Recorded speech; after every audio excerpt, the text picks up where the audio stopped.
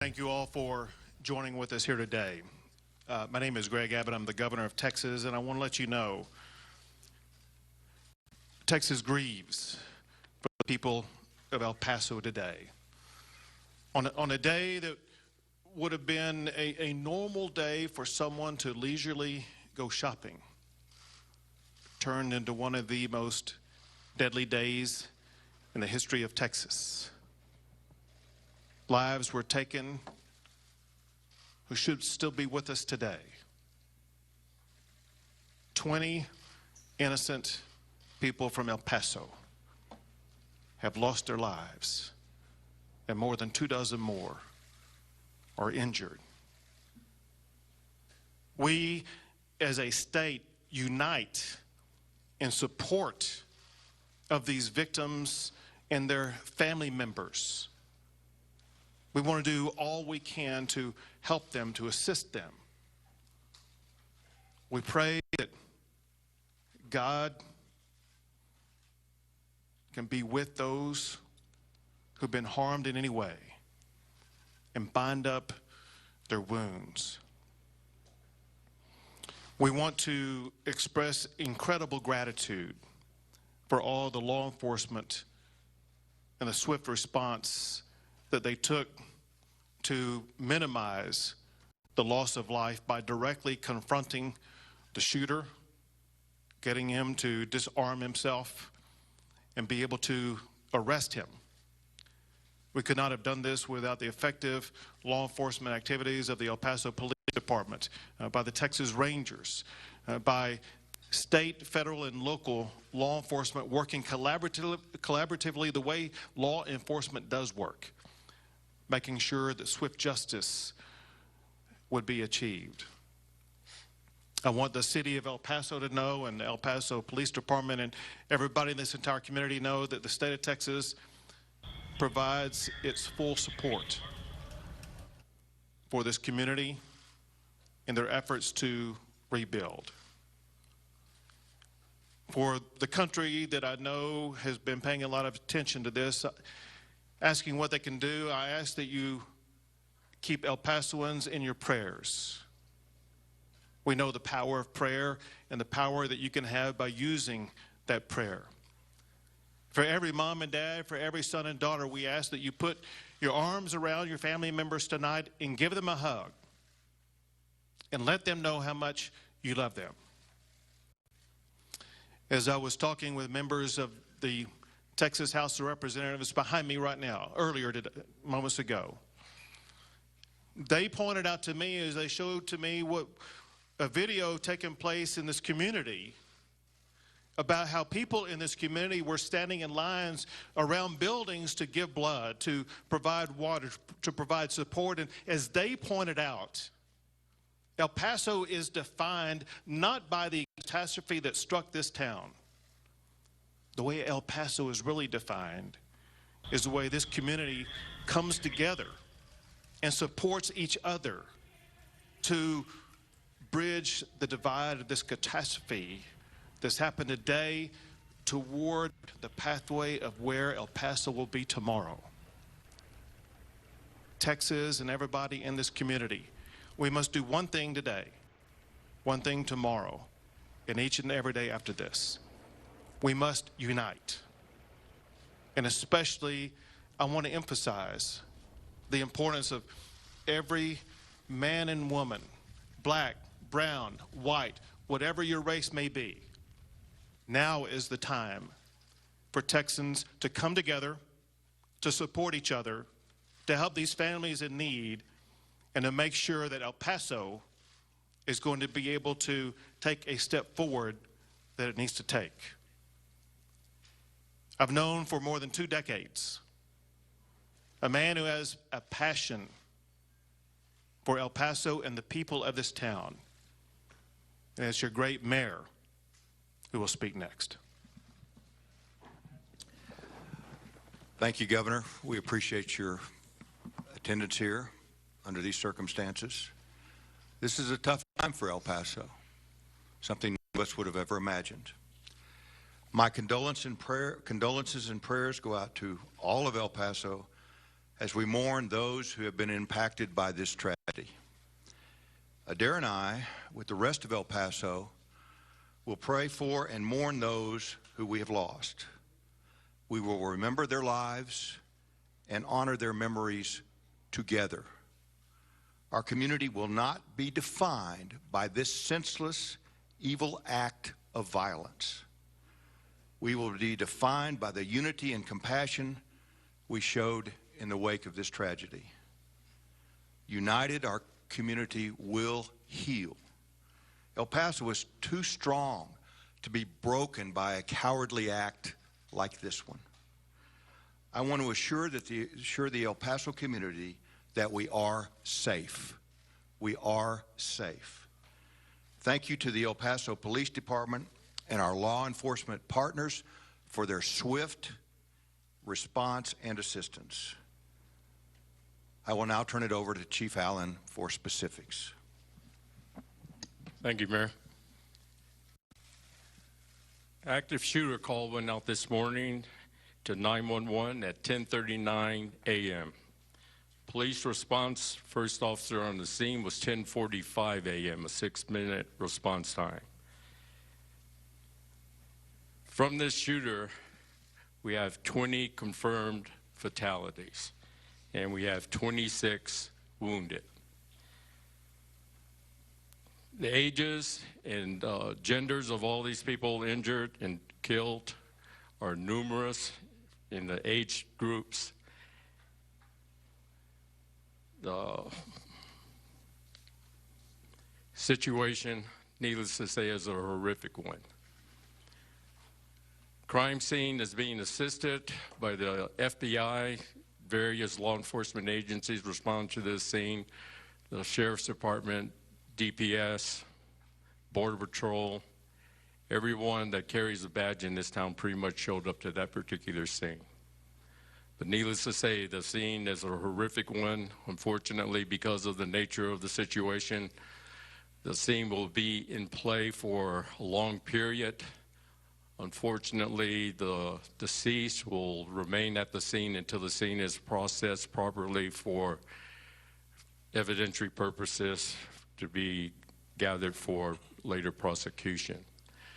The state of Texas will be the lead agency or entity prosecuting this particular individual. It has a nexus at this point in time to a hate crime. The FBI will be looking into that with the other federal authorities. But right now we're looking at potential capital murder charges for this individual. I'm not going to give you his name right now. He's a 21-year-old white male out of Allen, Texas. And with that, I'm sorry. Turn this over to Chief Augustino, who personally responded as well. Thank you, Chief Allen. I want to highlight what the chief and our mayor was saying.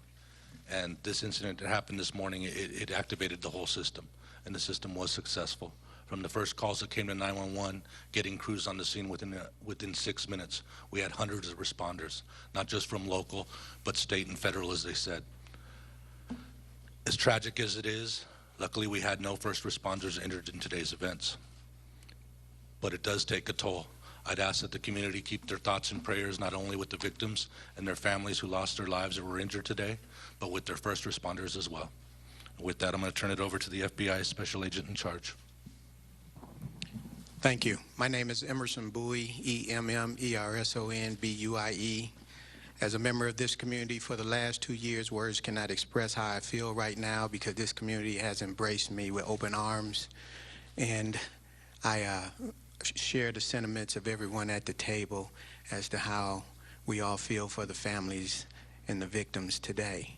The FBI, as a federal law enforcement agency responsible for a number of jurisdictions, has come in to assist with the other federal agencies as well as state and other local agencies just to provide support in the investigation as this murder investigation continues, as well as look at other aspects of the investigation that could potentially be looked at from a federal standpoint. The investigation is still early on. The primary concern, of course, is the victims, making sure they receive the care and courtesy that they deserve. And as we continue to move through this investigation, we will provide updates along with our other partners. We'll take a few questions.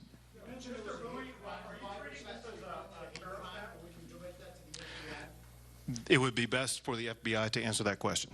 Would you repeat the question? The reason that you're calling this a hate crime, what's the evidence surrounding that? First and foremost, I did not call it a hate crime. I said we're looking at other aspects to ensure what potential violations are out there before we can label any type of investigation. We have to ensure that the evidence and the precursors are there, and they have to be reviewed to make sure that we are executing and moving in the right direction. So at this point in time, we're reviewing all the evidence that we have collected so far. We're pursuing other leads. We have mobilized additional officers for assistance in that vein, and we will conduct investigations just like we have in other incidents. Is this a terrorism investigation? One second. Go ahead. Ms. Brewer, is this a terrorism investigation? Again, no, right now it is a murder investigation. There is potential for a number of different other types of violations, and we're reviewing all the evidence to make a determination as to what potentially else is out there in addition to the violations that have been stated that the local authorities are pursuing. And in that vein, we will assist them in that effort as we work together with state and local and other federal agencies all over the country to do, and we will keep you updated as the investigation proceeds. Right now, we have a manifesto from this individual that indicates to some degree it has a nexus to potential hate crime. I didn't mean to step on the FBI's toes on that, but we are taking this down the road of simply a murder investigation with numerous casualties. And as I said, the state of Texas will be the lead prosecuting agency in this. Pardon me, sir?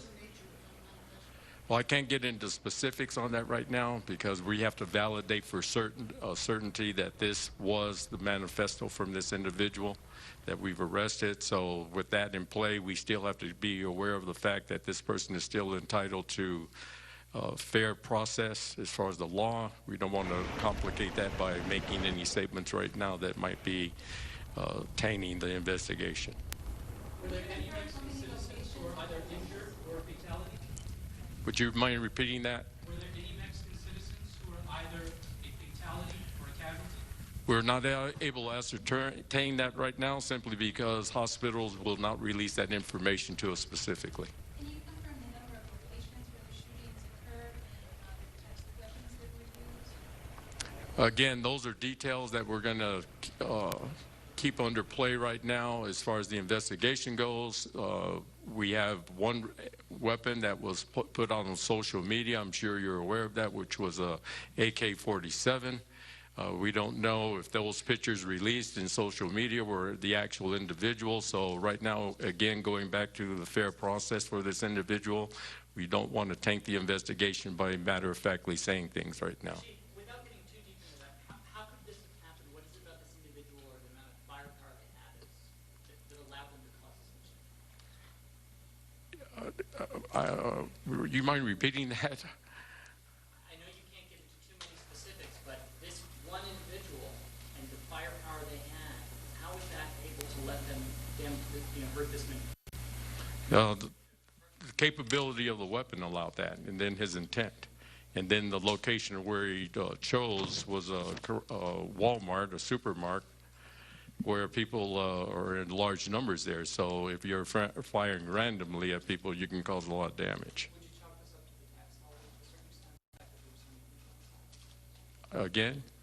The fact that there were so many people inside, would you track it up to the tax holiday? No.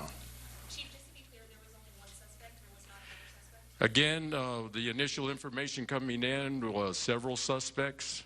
That information was put out to the field. We had misleading information going to different locations as far as supermarkets. Costco was one location. Dillard's was another. Everyone was responding to that. Social media somewhat influenced that, but in the final analysis of all this, the suspect was arrested at Sunmount and in Viscount, which is on the west side of the Walmart out there where the initial shooting took place. And was he arrested by El Paso police officers? I'm sorry? He was arrested by El Paso Yes. And I think the governor mentioned that he disarmed himself on their command. He surrendered to the approaching officers. And he was still armed at that time? I don't know that matter of factly, but he surrendered to police upon being seen. Multiple weapons or only one? Right now, we only have one. There was a Honda Accord at that scene. Was that his vehicle? And there were police. You're asking for specifics right now. Right now, that's still under investigation. The white man with the manifesto is becoming an increasingly common threat in the United States, it feels like. What can we do to prevent this from happening in the future? That's for a psychologist, the answer. That's something that is definitely, I think, in play, but that's beyond my skill sets. How did the city and some of these commercial zones prepare for, if they did prepare for a situation like this? I only caught the tail end of that, ma'am. Do we train for active shooters? We train for active shooter events all the time.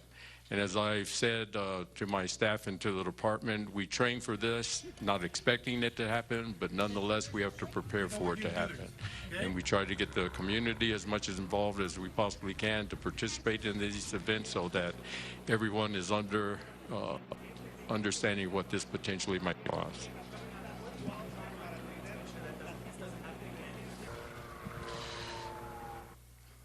This responding to a situation like this to try to make sure it doesn't happen again is a replication of what we just went through during the last legislative session.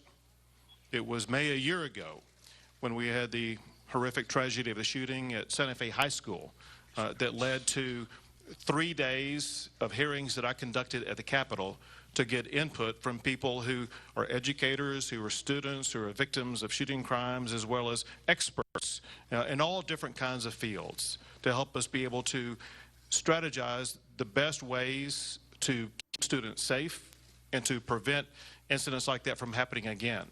That led to hearings that were conducted by the legislature before the session began, then additional hearings, and then legislation that was passed by the state of Texas and is now law that includes bill after bill after bill that makes sure that we are doing more than ever before to keep students safe at school.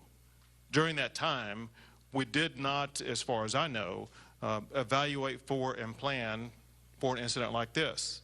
That said, I can tell you that perhaps the most profound and agreed upon issue that came out of all of those hearings was the need for the state and for society to do a better job of dealing with challenging mental health-based issues. We know that's a component to shootings that take place in schools. I think it's a fact. It probably is a component to any type of shooting that takes place, including, for example, the shooting that took place in Sutherland Springs. Bottom line is mental health is a large contributor to any type of violence or shooting violence, and the state of Texas this past session passed a lot of legislation and provided funding for the state to better address that challenge.